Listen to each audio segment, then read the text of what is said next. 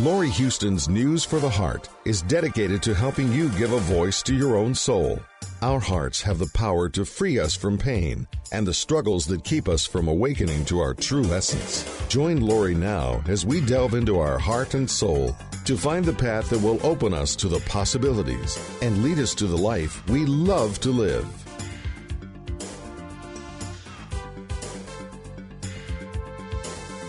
Hi there. This is Laurie Huston with News of the Heart with David Watson, who is my co-host, who is a life strategist as well as a channeler.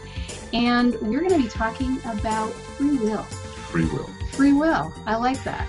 So free will, let's get your initial ideas on free will. My take on free will. Yes. Well, I think free will is where an individual has the opportunity and the right to decide what they're going to do with their lives, what direction they're going to head in, what choices they have as far as how they're going to feel and how they would like to have the world around them be for them.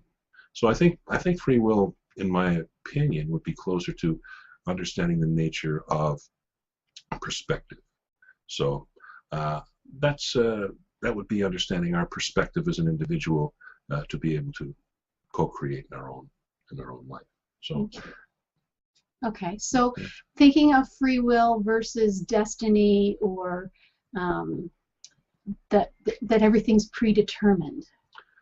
Well, I guess some people that. Yes, there are a that's lot of people their that right believe to free that. will, and so they, within those parameters, they have a degree of free will in which they can do certain things, but they have to keep coming back to a central or core aspect of their own life, you know, and which is what they have to live out some kind of a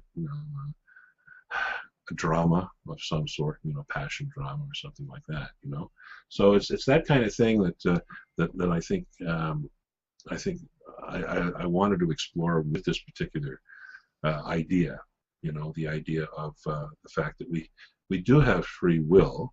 It's part of our right to be here on this planet, and that each one of us can develop it in our own way, so it's unique to ourselves, so it's unique to who we are and the things that we want in life. Because so many of us feel like we live these limited or controlled or managed lives that we have little or no say in. I have to work, I have to feed the kids, I have to look after the kids, oh my God, I have to pay the bills, I have to do this. Well, the truth of the matter is, have to is a strong word. It's a way of putting things in a kind of victim role, because the moment we feel we have to do things, we begin to feel victimized by the things we have to do. And those things, which become just day-to-day necessities to live in the society we live in, suddenly become great weights that we carry on our shoulders. And we don't feel like we have free will within those premises, and those parameters. So what do we do with that? Where do we go with that as far as how we perceive ourselves and how we feel a certain degree of happiness? Because I believe that happiness is what a lot of people believe that free will really is tantamount to. If I could only be free, then I'd be happy. If I could only have my freedom, if I could only do what I want to do, if only the world went and operated the way I would like it to, then I would be happy. But unfortunately, I don't have free will, or I don't have the ability to change it, or I don't have the right to change it. Well, not everybody feels like that. There's lots of people that many of us admire, public figures, whether they're in the arts, or whether they're in politics, or whether they're in business. They rise to the top and they do things, and they acquire things, and they do things that appear to be almost counterindicative to the world that the rest of us live in, because they take chances, they go places, they do things, and they exercise their free will. And I guess kind of what I'm saying is they're great role models for all of us. Instead of saying, oh, I could never do that, or God, I don't know how you do that, look at them and say, how do you do that? How did you get there? What did you think? What was going on in your mind when that happened? And open up our inner inquirer and discover perhaps exactly what those people are doing to make their lives, apparently to us, more worthwhile. Of course, we don't speak to those folks, and we don't discover particularly how they feel about life, because they are doing that. Because when we begin to examine it a little closer, in certain instances, some of these people happen to be, I don't know, sociopathic, in the way that they behave. They isolate themselves. They take the people around them and they use them as if they were pawns, etc., etc. So we don't want to do that. The average person doesn't want to do that anyway, I would suggest. But at the same time, it is in many people's minds a means to an end. So we can question that, and then we start getting involved in morals and values and that kind of thing, as far as free will is concerned. But my take on free will, all told, is not just out in the business world, not out in the world of success, where we gauge ourselves by other people's opinions and other people's perspectives, but rather inside of ourselves, where we have an opportunity to really be free, where we have an opportunity to discover our inner being and our inner knowingness. And that comes through, a variety of different ways and techniques, Right. And you and I have discussed many of those in the past, as far as going into different meditative processes, going into guided meditations, going into guided visualizations, contemplation, just being quiet, sitting quietly by a water in nature on a nice summer day is a very good way to chill out and begin to pull back our own sense of who we are. And that, to me, is the real essence of what freedom is about, and what inner freedom is about. And so it comes to, I guess, a few different things. I mean, free will is about choices, and the Willows talk about the purpose of our lives is to have an emotional experience and to make choices. That's right. Yeah. So for those who don't believe we have free will or can't, bring in that concept. I mean, sometimes there are things that happen, and I think things happen. And I think from those things that happen, it's our free will to choose how we respond to what happens versus, seeing everything as a victim or seeing, things. Well, we often put a judgment on it and say, well, all these bad things always happen to me.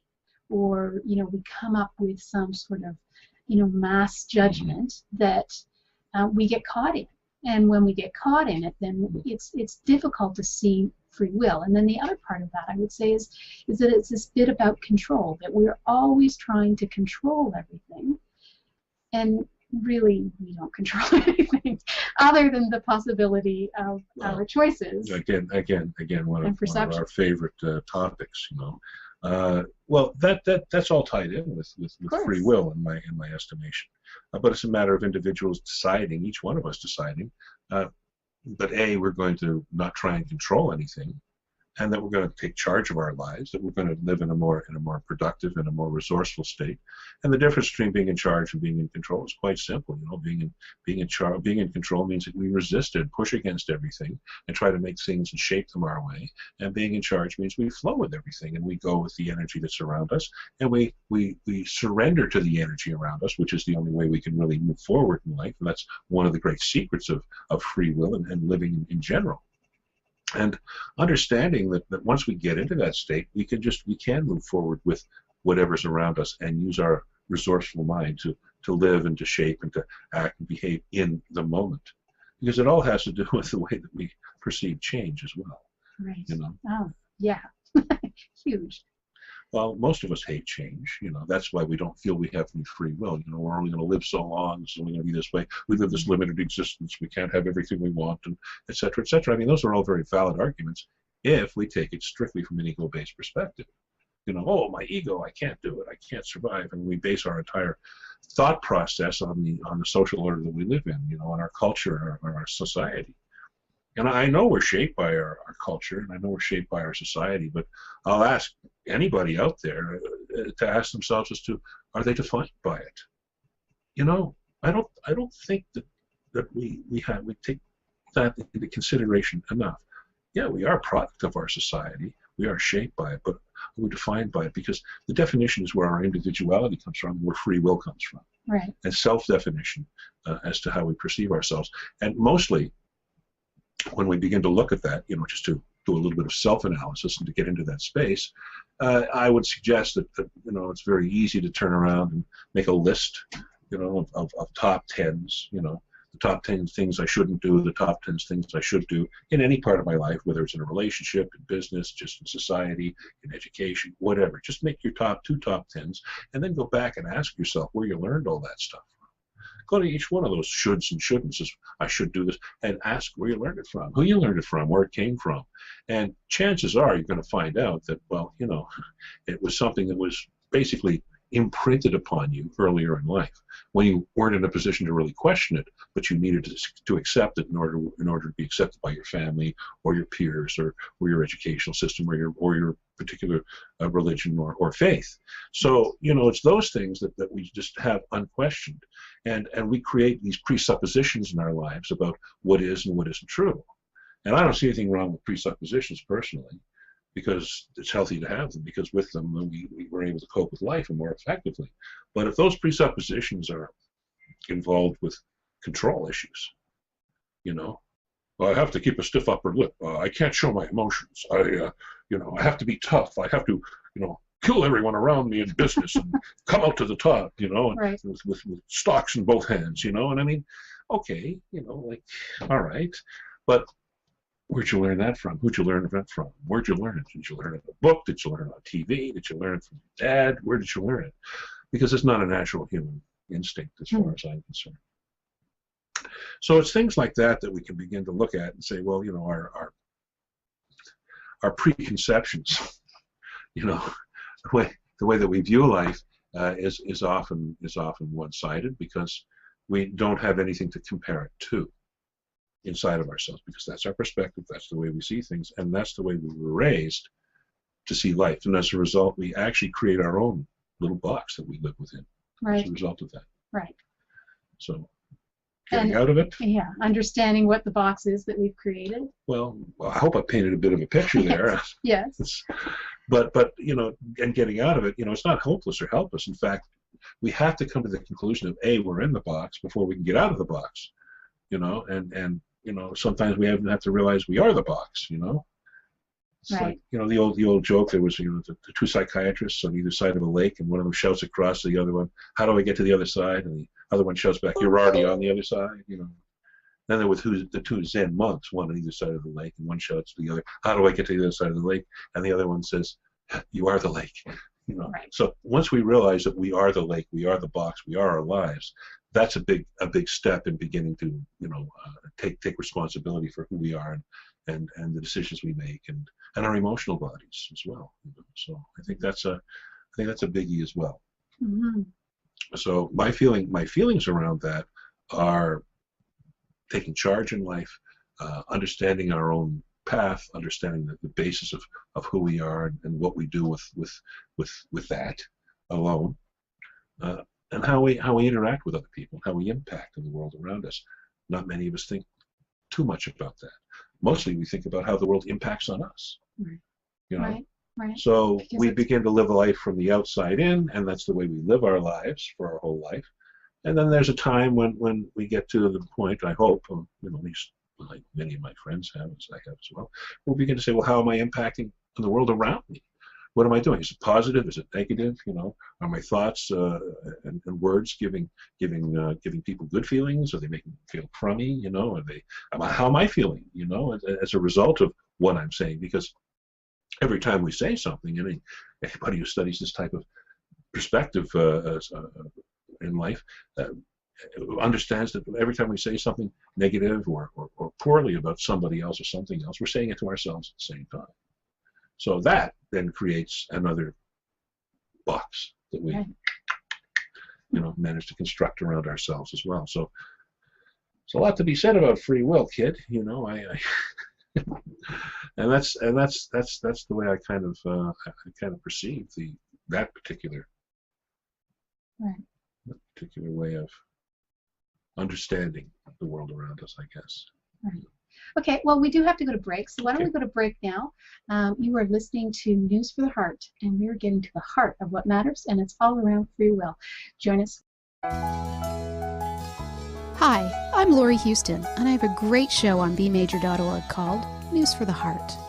I'm an intuitive counselor, coach, and teacher with professional qualifications and certifications, as well as natural clairsentient and claircognizant abilities.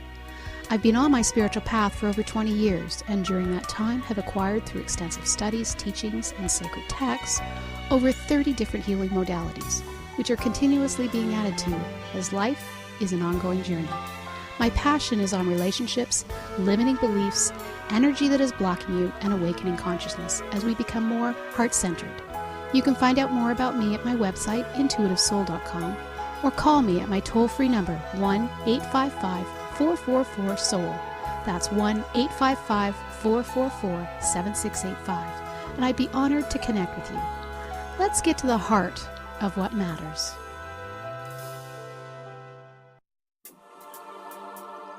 Want to know where you can hear Laurie Huston's News for the Heart? Well, that's easy. You can tune in to Laurie via Clear Channel's iHeartRadio, Spreaker, Blog Talk Radio, iTunes, and at bmajor.org. Now, back to Laurie Huston and News from the Heart. And welcome back. You are listening to News for the Heart, and we have with us David Watson. David will be with us every second Monday of the month, and he is a life strategist. He also is a channeler. I'm sure at some point we will be channeling some information from the Willows. If you want more information about David, you can go to his website, askthewillows.com, so A-S-K, askthewillows.com. And we're talking about free will. So, I mean, obviously there's the, how do we realize free will? And really, let's really delve into that. But also, you mentioned on break the bit about duality. Let's talk about duality. Well, I look at the world we live in, and being a bit of a, I guess you'd call me a reformed Taoist. I've studied this ever since I was 19 years old, and really love the philosophy. But it blends very much with our understanding of a Buddhist belief about the world that we live in. Everything is a matter of opposites, male, female, up, down, positive, negative. We call that the world of duality, And good, bad, you name it. Everything that exists, there seems to be a mirror image of it reflected on this plane. And so using that as a thought process, I think we could kind of look at the word duality, and we could look at the word free will and say, well, just using the term free will indicates that there isn't free will. It has to by its very definition. Free will is defined by having will that is free from whatever it was not free from. So that kind of I guess pretzel logic in one sense, but not such pretzel logic, opens up a different page into a different way to perceive what we are and how we can indeed perceive free will. Because if we understand that we live in a place where there isn't a dual way of looking at it, where we could say, well, there's free will, there's not free will. Therefore, if the mind isn't free, it would strive to be free, which is what most of our literature and our philosophies are based on, it seems, But, further to that, I think if we stepped outside of that and said, well, you know what, there's just will. It's neither free nor not free. It's our way of perceiving it. Because perception is really what begins to create duality for ourselves, If something's good, then it had to be bad before it could be good, or it had to be bad to recognize good, or something like that. But in my books, I think if something feels good, it feels good all the time, and there's, taking that philosophy of no pain to another level, Mm-hmm. And I think looking at the term free will and just eliminating it and beginning to look at the process of willpower itself and what will is. Willingness, to have will means to do something, to desire something, to want something, to will it. Also means to make it happen, to will it to happen. So, if we begin to look at it from that perspective, perhaps we can begin to get away from the thought that we don't have free will, but that we all have the right to willpower, and it's what we do with it and our choices that are involved in making it happen. As you mentioned earlier, from the readings that I do, my channel source, the Willows, indicate that we do indeed have two main things that we do in life. And one of them is we come here to have an emotional experience. The other thing we come is to make choices, as you mentioned earlier. And utilizing that kind of thinking process, one of the first choices we have to make is to how we're going to feel.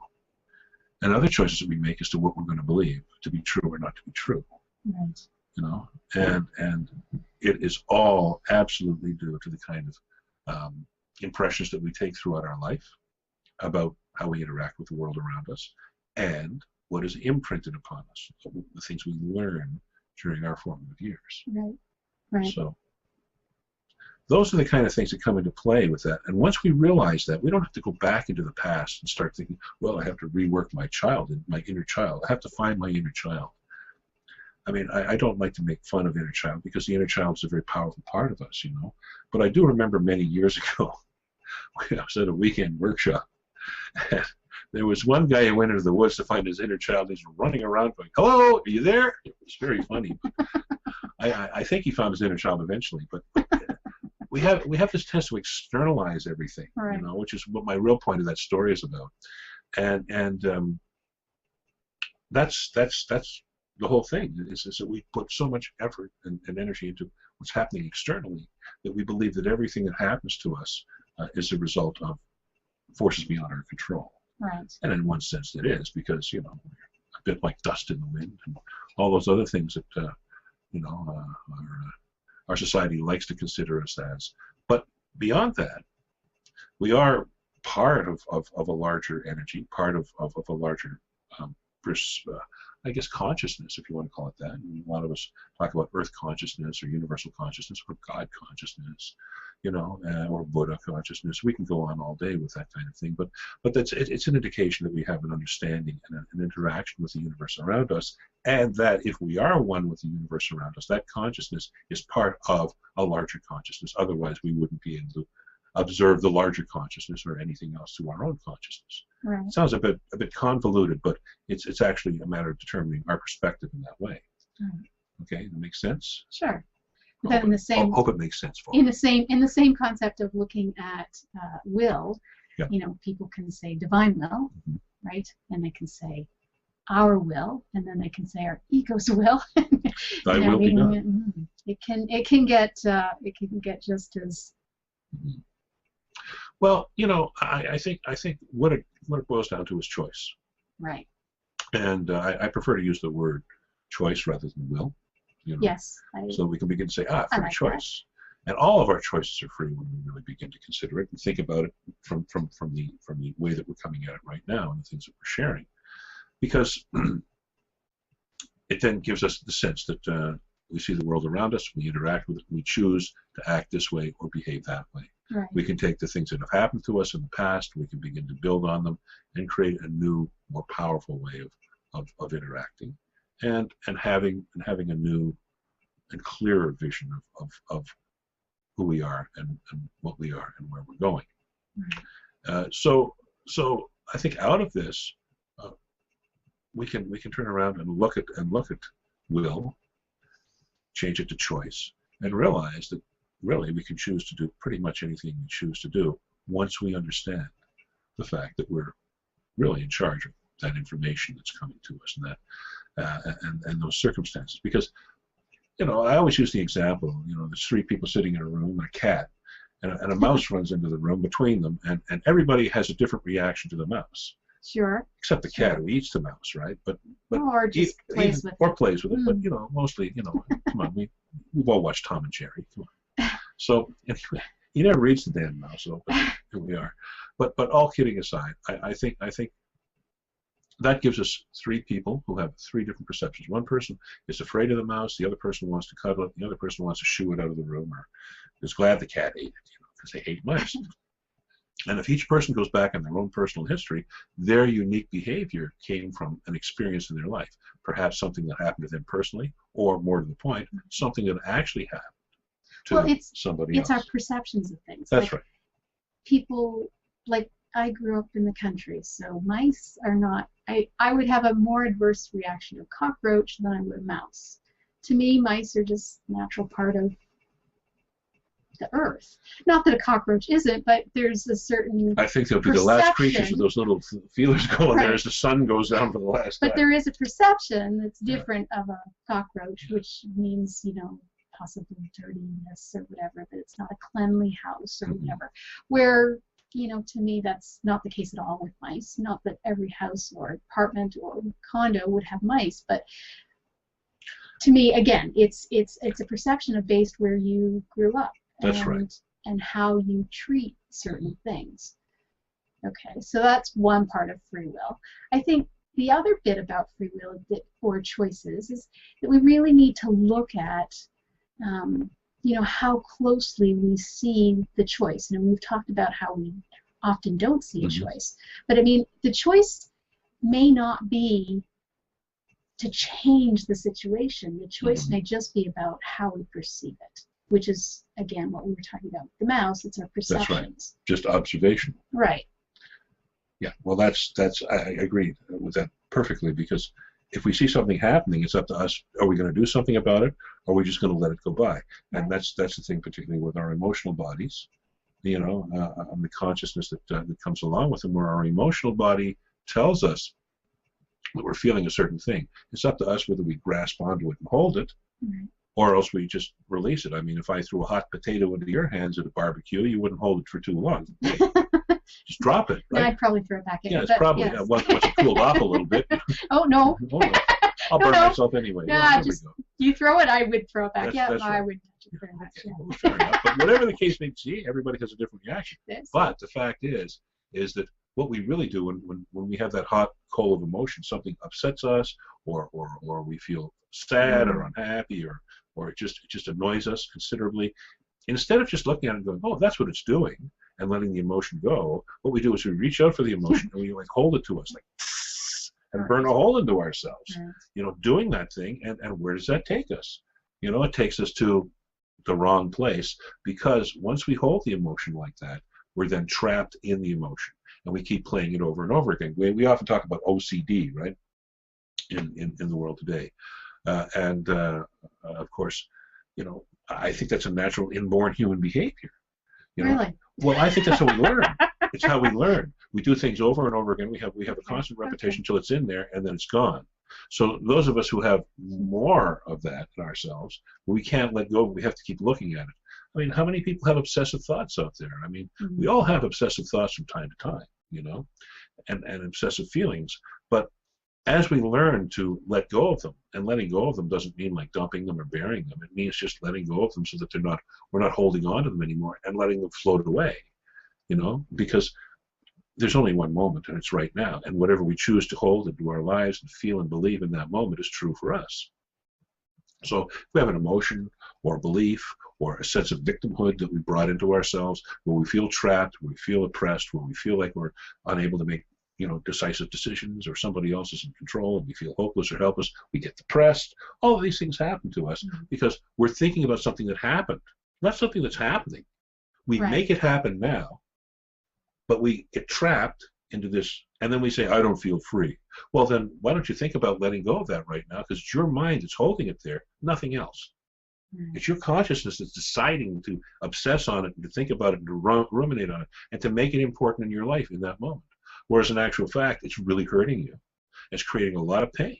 So what are you doing holding on to it? That's a question that you can ask yourself, and make a decision in that moment to say, well, you know, maybe I could try letting go of it for a couple of minutes anyway. Oh my God, that feels better. You know, and once we begin to do little things like that, take an experimental attitude and say, you know, hey, it's okay to let go of feeling bad or obsessive or those kind of things. It's okay to change my mind and keep the change. Then that's kind of a way of saying, hey, is that free will? Right. I call it choice. Right. I call it what we decide to choose, how we decide to feel. I personally like to feel good.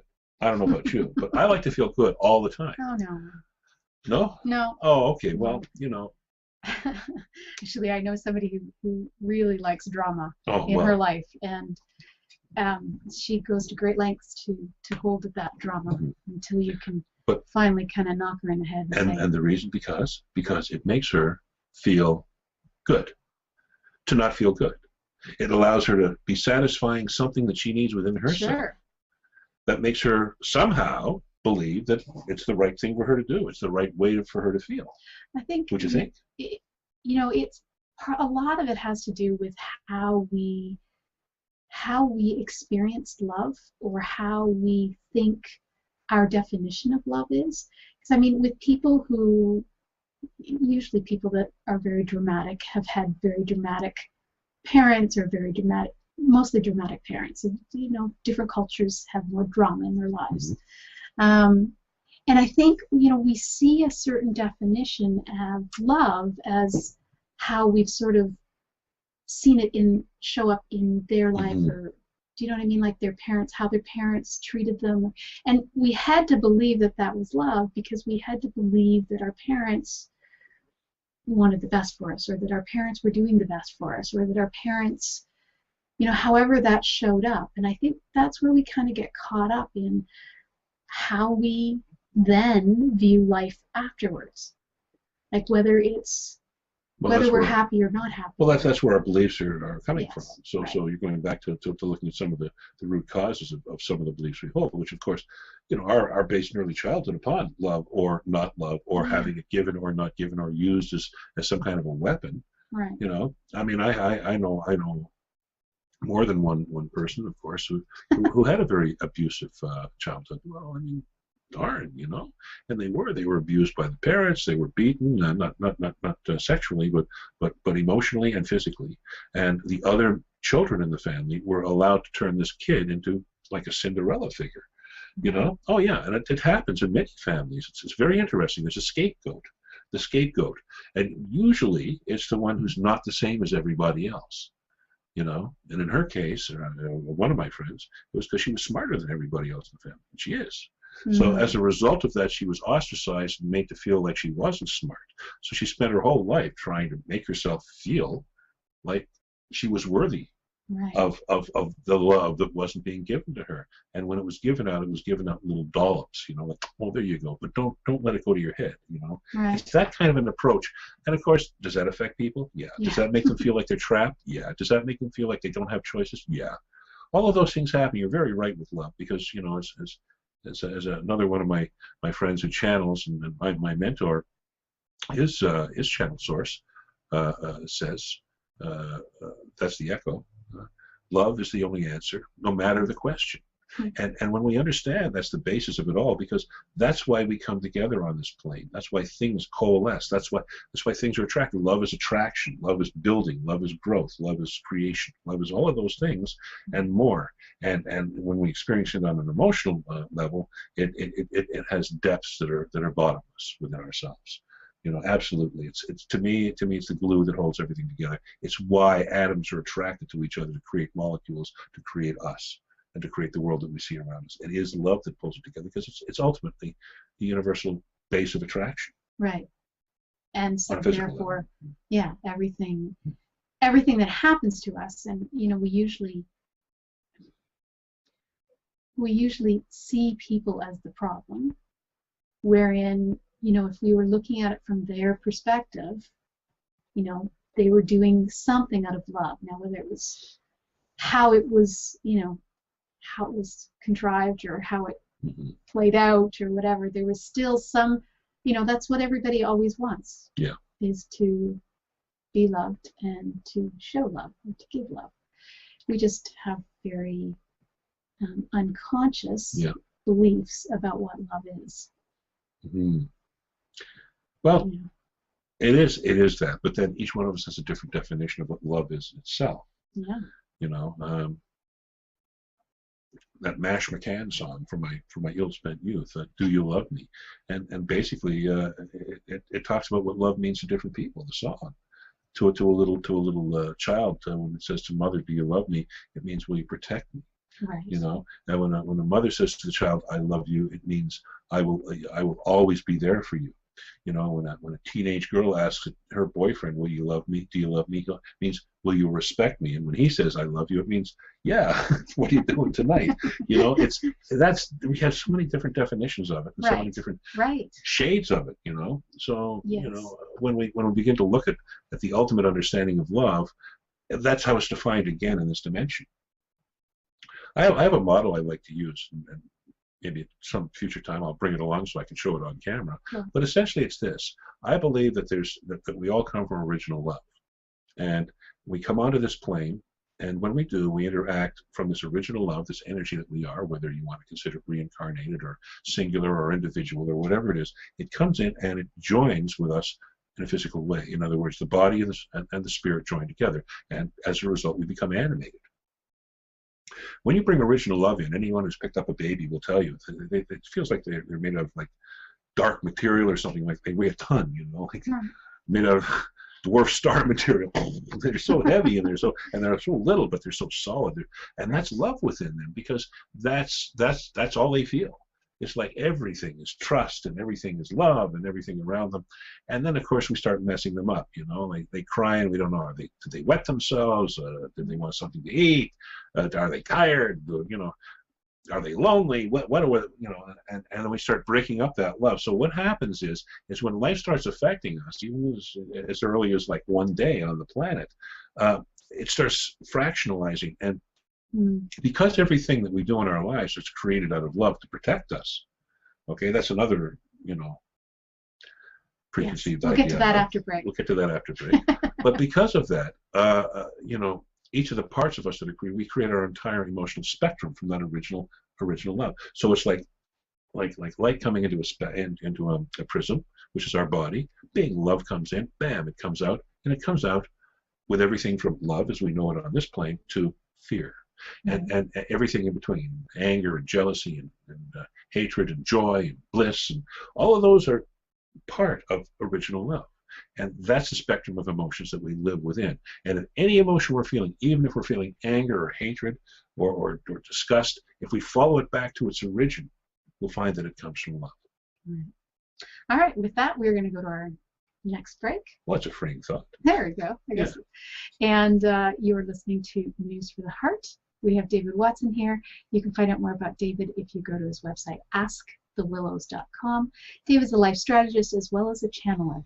And we will be right back.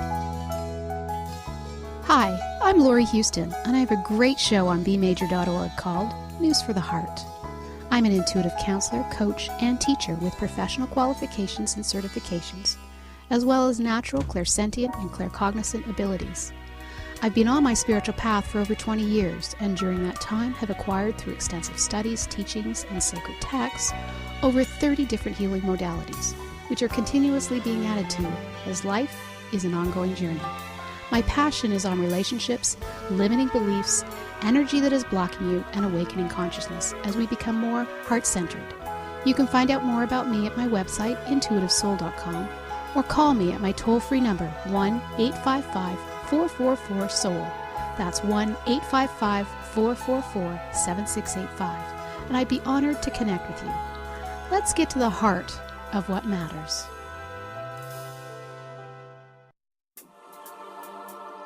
Want to know where you can hear Laurie Huston's News for the Heart? Well, that's easy. You can tune in to Laurie via Clear Channel's iHeartRadio, Spreaker, Blog Talk Radio, iTunes, and at bmajor.org. Now, back to Laurie Huston and News from the Heart. And welcome back. You are listening to News of the Heart. I have David Watson with me. I'm Laurie Huston. You can find out more about me if you go to my website, intuitivesoul.com, and David's at askthewillows.com. We've been talking about free will. We kind of moved into the spectrum of love versus fear, or we started with love. I don't know, and I think that that's really part of that choice that we get to make with regards to free will.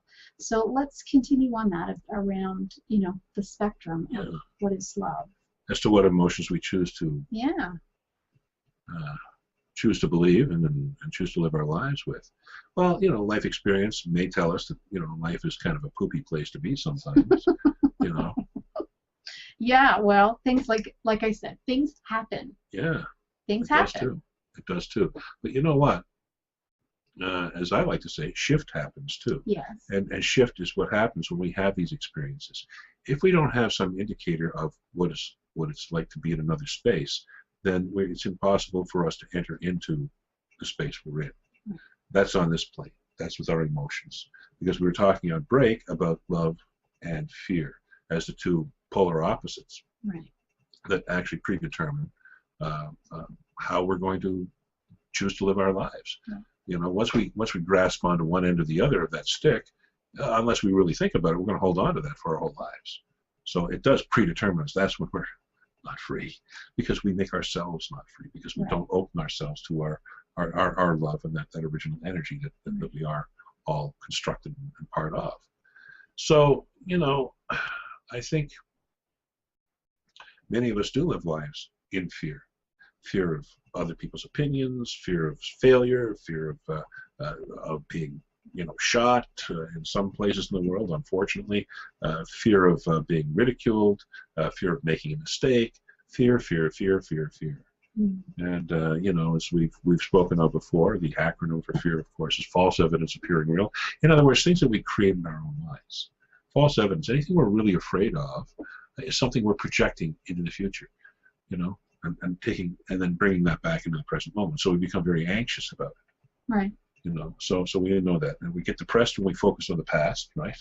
Yes. We get anxious when we focus on the future. And when we combine the two in the present moment, which is the only moment we can be alive, boy, it really messes us up. You know, how are you feeling? I'm anxious. I'm depressed. You know, good Lord, you know, when are you going to come back into the moment? But that's where the true freedom comes, in the moment, and with our own understanding of who we are in any given moment, and understanding that moment is evolving. It's always evolving, because that's the whole idea of change. The moment changes, it never stays the same, and that evolution that occurs within it is up to us to either grasp onto it or become locked in a conventional way of thinking and become the prisoner of our own emotional and mental gravity. Right. That's my artsy way of putting it, I guess, but it's true. It is what happens to us. So if we really want to look at being free, if we really want to look at all of that, first of all, we don't think about what freedom is or isn't. We can look into experiencing a state of love within ourselves, and a way of expressing that love in the world around us by treating the things around us with love. And it was something that a friend of mine recently introduced me to, which is the thought of benevolence. You know, we've talked about that in the past as well, and to look at life in a loving and benevolent way. You know, if we ask for the most benevolent outcome in everything that we do, my golly, you know, think about the outcome. You know, because you're asking for the best for everybody. And people say, oh, I don't know if that's possible. And the answer to that is, how do you know it's not? You know, so because out of fear, of course, getting back to the fear process, comes doubt, comes uncertainty, comes all of those hairy, thorny, itchy, scratchy, emotional parts to ourselves, which do begin to control our thinking process and stop us from taking charge of our lives and really deciding how we want to feel. Because even if something bad happens to us, if we've chosen to have a loving and caring and generous approach or philosophy in life, and it's taken us a lifetime of learning to get there, when things do happen to us that are be considered by many as negative, we don't look at them and say, oh my, that's a learning experience, I can hardly wait. All we do is we step into it and we go, let's take an experimental attitude and see what happens this time. Because I've handled this stuff before, let's see what I can do with it this time. And instead of feeling apprehensive or angry or saying, oh geez, here it comes again, we step into it and we go, let's deal with it. Let's deal with what's here in the moment. That way I'm not projecting into the future, and I'm not looking at the past, I'm looking at right now. And the moment we take ourselves into the present moment, everything else just straightens right out, because it's the only time we can be there. It's the only time we can be in any time in our life is right now. And I do like the Taoist philosophy about how living in the moment is so important. They talk about life as not polar opposites, but they talk about life as always being in motion. You know, but there is time between motion and action and inactivity. Example: you throw a ball up into the air, and you know, there's a certain point that impetus and that momentum stops the ball. It stops somewhere in midair, just for a millisecond, a microsecond, and bam, it comes down. You catch it, you do it again, and it holds for that second in your hand. So it's the will, it's the desire, it's the function of our conscious mind making that ball go up and down to create not only the activity but also the moment of neutrality in between. So it's that moment of neutrality that we try and find. That's the eternal moment. when it's in our hand or it's up in the air. But the motion and everything else is a natural part of the life process, because this is what evolution comes from. It's cyclical. It continues to evolve and continues to turn and to spin and create new and more interesting outcomes. But it's a matter of us to determine and to choose how we do want to feel about it, and how we do want to deal with it. And if we feel angry or we feel oppressed, all of those things come from a place of victimization, in my understanding. And we become what I've called in the past the indignant victim. Yes. Where we're offended by everything in life, and nothing's right, and no matter what they do, and if only life was the way we like it to be, then it would be perfect, And that's where victim stance gets us into being, a control freak, and to getting stuck in that control place. And once we get stuck there, then we do feel like we're trapped in a little box and we're running around and we can't get out. So that all has to do with what we build up for ourselves in our lives, and through the way that we, again, perceive things. So just having this kind of mental construct about how we perceive things, has helped many people that I've worked with over the years, just to say, that's, I kind of like that. I kind of like the fact that life isn't like set in stone, that I can have choices, that at any moment I can stop thinking and acting in the way that I have been and go in a different direction, because we can. Right. What's to stop us? Well, ourselves. And what stops us? Well, because we become comfortable where we are. But are we comfortable, or are we mired? If we're in a bad relationship, or we're in a bad business situation, or we're bad this or bad that, as we would perceive it, something that's being non-productive for us and is creating angst and pain for us, what do we do in that moment? Many people stay in it because they're afraid of trying something outside of the box. They're afraid of it, and then they talk with it and say, well, life is a restricting place, and we do have to, deal with what is, and, so they resign themselves to being unhappy and trapped. Right. And feeling that they have nowhere to go and nothing to do, and oh well, that's life. I'll just be philosophical about it. I'll just buy some extra life insurance so I can leave it to the kids, So it's that kind of an attitude that does create a lot of pain and angst for many of us, and it creates a sense of hopelessness on a larger scale, and of course, a sense of no freedom. Right. No free will. So I think by beginning to step around that a little bit and realizing that it's all free will, that there is no such thing as not free will, that everything that we do in our lives is totally a matter of the things that our choices are involved. Well, I think the problem is that when we think, with the law of attraction and how much emphasis it's received, people think that if they think positive thoughts, then everything around them is going to be positive, right? And so then they get caught up, and then they think, well, now I'm a failure because it's not working, and it never works. And then they get into that cycle that really has nothing to do with what it is that we're talking about.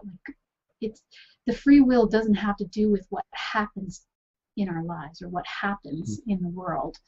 It has more to do with the choices that we make about what happens.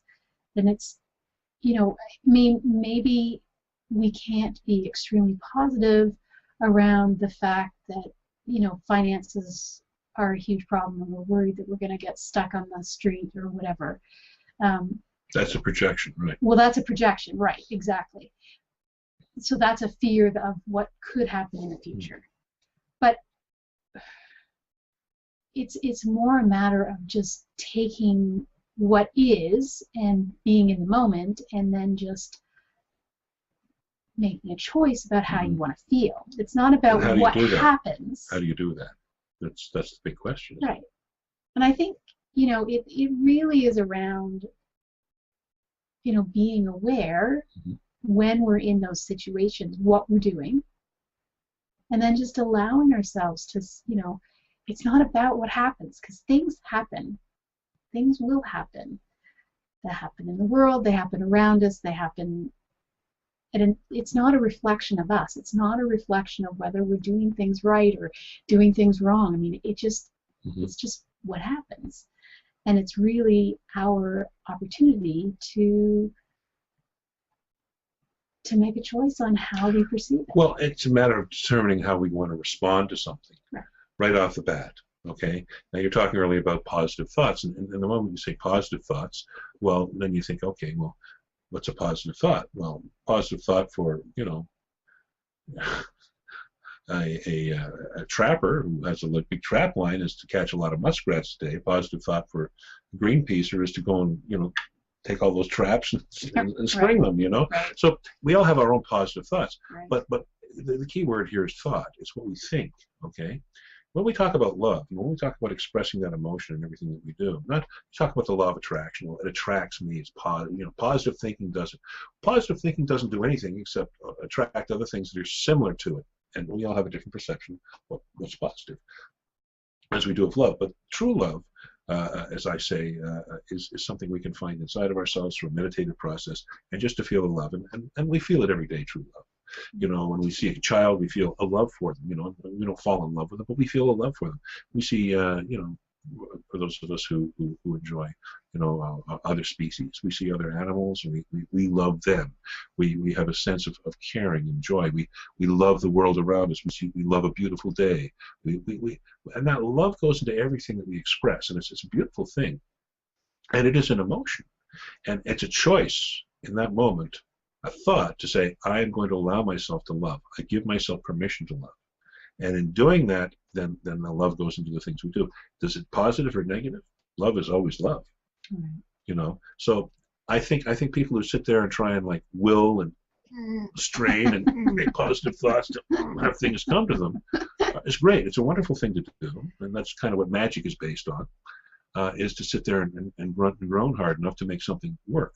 Or else, what we can do is let go of resistance. And instead of having a sense that we have to have a positive thought or a negative thought, we resist both of those thoughts, take an experimental attitude to the things that are happening around us, and see what the heck is going to happen next. You know, just by going with the flow and by jumping in and allowing ourselves to follow the current of life. And that way, we again have this wonderful opportunity to become, you know, the person we really want to be, and to live the life we really choose to live. Because most of us don't really want to live the life we're living. Right. You know, the ones who think that they want to live this way and wind up with the gigantic mansions in different parts of the world. Once they get it all together, they go, holy mackerel, it costs a fortune to run these damn things, you know. And a lot of them downsize after a few years. What was I thinking, you know? Because it was a whole job in itself, just owning the property. So, you know, I think that part of acquiring things, you know, we really have to think about what we do want, what we love in our lives, what's really important. Right. And I think to me, what's important is people, not things. I believe that while money is an important criteria in our lives, it is something that we all have access to. We all have access to because it is a power. It's a power that we give pieces of paper or coins or whatever the heck, or, you know, bits of metal, whatever we put some value to that's important to everybody. That money then becomes, you know, a criteria, but it's just power. It's just an energy, and we can choose as to how we want to have that energy. And, you know, a lot of people say, "Oh, I don't want to talk about money now. That's getting a little crazy," because, you know, that'll be a whole other topic. A whole other topic in itself. Well, you know, but the fact is, it's not a matter of loving or not loving money. It's a matter of loving yourself. And when the more you love yourself, the more you do the things that you want to do, the more you accomplish in life, you're automatically recompensated for it by the world and the universe around you. Either people you work for, or the people you work through, or in whatever way. It's so important to realize that, and to know that once we do let go of the old frozen thoughts of what we do and don't do what is and isn't right, then we can really step into our own power, and we don't have to worry about, you know, being in control or being out of control or anything else, and we can certainly let go of the thoughts about, do I have free will? Is this some human condition on earth? It's a mental condition. It's between our ears. I guess it's human, because each one of us as human beings have the need to feel that sense of wholeness and expansion and freedom of consciousness. But it's up to us. Perfect. So I just like to finish by saying, you know, love yourself, love what you do, love each moment, and step into your own power by doing that. And you do that in every moment, and your life will take care of itself. And you will be able to follow yourself, whatever direction is best for you. All right. You have been listening to News for the Heart, and we will be back with David next month. Have a question for Laurie and want to be on the next News from the Heart show? Drop us a line via instant feedback at bmajor.org. News from the Heart is brought to you by Intuitive Soul and is produced by Major Radio for Clear Channel's iHeartRadio and bmajor.org.